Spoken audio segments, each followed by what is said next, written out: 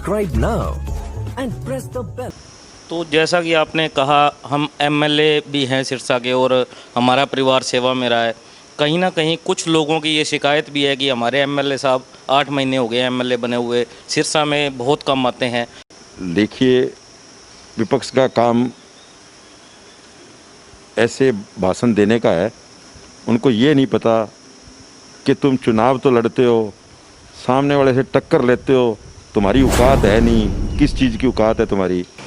नमस्कार दोस्तों, आप देखना शुरू कर चुके हैं नेता अपना वेब चैनल और मैं हूं आपका अपना संदीप वर्मा। आज हमारे साथ जुड़ चुके हैं सिरसा के समाज सेवक, हम कह सकते हैं रानिया विधानसभा से हलोपा की टिकट पर चुनाव लड़ चुके हैं, गोविंद कांडा जी हमारे साथ जुड़ चुके हैं। सर, स्वागत है आपका हमारे चैनल पर। मैं सबसे पहले तो आपका बहुत बहुत स्वागतम करता हूं वेब चैनल का, और मैं मेरे सिरसा वासियों से अपील करता हूं कि ये हमारे भारतवर्ष को बचाने के लिए अनलॉक 2 शुरू हुआ है, लेकिन इसके साथ साथ हमें बहुत सावधानियां बरतनी पड़ेगी कि हम सोशल डिस्टेंस से रहें, मास्क लगाएं और हो सके तो सैनिटाइज करें या साबुन से हाथ धोएं, और कम से कम घर से निकलें, भीड़ वाले इलाकों में ना जाएं।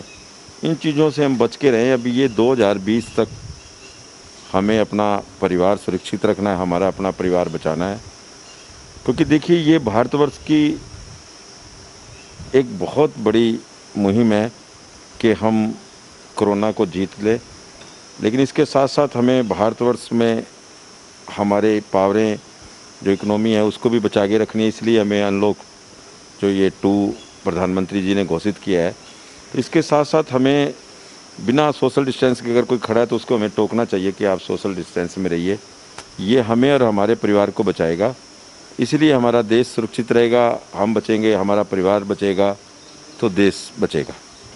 तो गोविंद जी, जैसा कि हमने देखा भी है और सुना भी है, आप समाज सेवा के अंदर काफ़ी बढ़ चढ़ कर भाग लेते हैं, चाहे वो लंगर लगाने की बात हो या धार्मिक कार्यक्रमों की बात हो।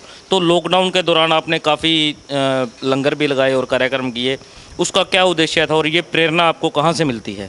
देखिए, लॉकडाउन जब शुरू हुआ और शुरुआत के कुछ दिन बाद जैसे लोगों में काम नहीं था और काम ना होने के कारण एक अफरा तफरी मची थी, और बहुत ज़्यादा लोगों ने पहली बार सुना था, लोगों ने पहली बार देखा था, और उसके कारण ये जो सेवा है, ये सेवा लगभग हम 22-25 साल से हम लगभग समाज सेवा में हैं।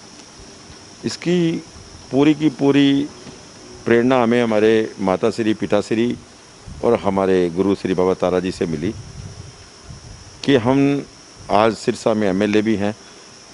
हम नहीं चाहते थे कि हमारे सिरसा का कोई भी आदमी भूखा सोए, चाहे हमें कुछ भी करना पड़े। हमारा फ़र्ज भी था, और भारत सरकार के अंदर एक पूरे देश को बचाने की जो एक मुहिम थी, उसको भी हमने आगे बढ़ाने के लिए पूरा सोशल डिस्टेंस से, मास्क से, सैनिटाइजर से हमने स्वच्छ अच्छा भोजन बनाकर लोगों को, लेकिन 28-30 हज़ार पैकेट रोज़ के हमने दिए हैं कि हमारा भारत आगे बढ़े, कोरोना पे हमारी जीत हो, हमारा परिवार बचे। इसलिए हमने जो सेवा हमारी भाव चल रही है, ये हमारी को प्रेरणा हमारी माता श्री, पिताश्री, हमारे गुरुओं से मिली है। तो जैसा कि आपने कहा, हम एमएलए भी हैं सिरसा के और हमारा परिवार सेवा में रहा है। कहीं ना कहीं कुछ लोगों की ये शिकायत भी है कि हमारे एमएलए साहब 8 महीने हो गए एमएलए बने हुए, सिरसा में बहुत कम आते हैं। तो आगे अभी 4 साल से ज़्यादा का कार्यकाल पड़ा है, तो हम उम्मीद कर सकते हैं कि लोगों के बीच में, जनता के बीच में हमारे भाई गोपाल कांडा जी रहेंगे। बिल्कुल, भाई गोपाल कांडा जी आज भी यहीं हैं। देखिए, विपक्ष का काम ऐसे भाषण देने का है। उनको ये नहीं पता कि तुम चुनाव तो लड़ते हो, सामने वाले से टक्कर लेते हो, तुम्हारी औकात है नहीं, किस चीज़ की औकात है तुम्हारी, तुम एक शोषा छोड़ देते हो। लेकिन भाई गोपाल कांडा जी हमेशा सिरसा में रहे हैं, हमेशा सिरसा के सुख दुख से जुड़े हुए हैं और हमेशा सिरसा में ही विराजमान रहते हैं। अगर वो कहीं नहीं है तो उनके परिवार का एक सदस्य हमेशा यहाँ रहता है, जो हर टाइम सिरसा वासियों के सुख दुख में रहता है। ये एक विपक्ष की यूँ एक आवाज़ निकलती है, ऐसे समाज के जो लोग हैं उनको सोचना चाहिए, तुम क्या करते हो, तुम्हारे पास है क्या।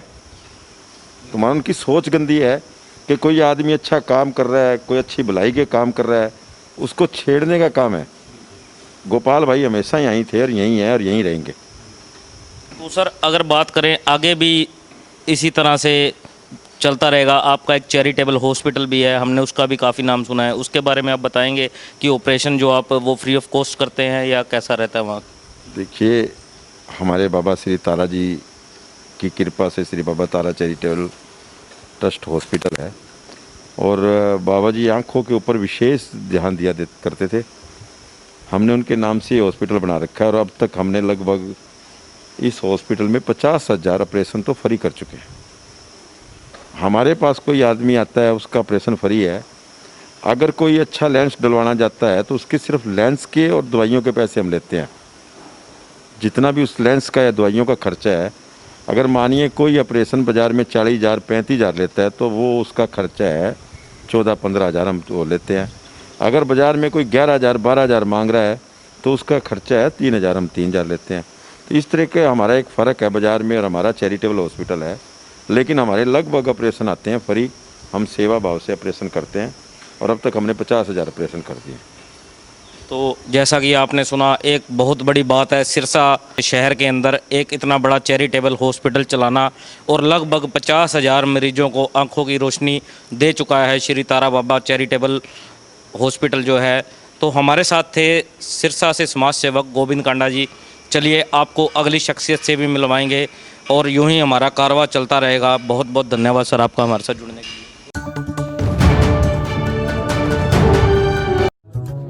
Subscribe now and press the bell.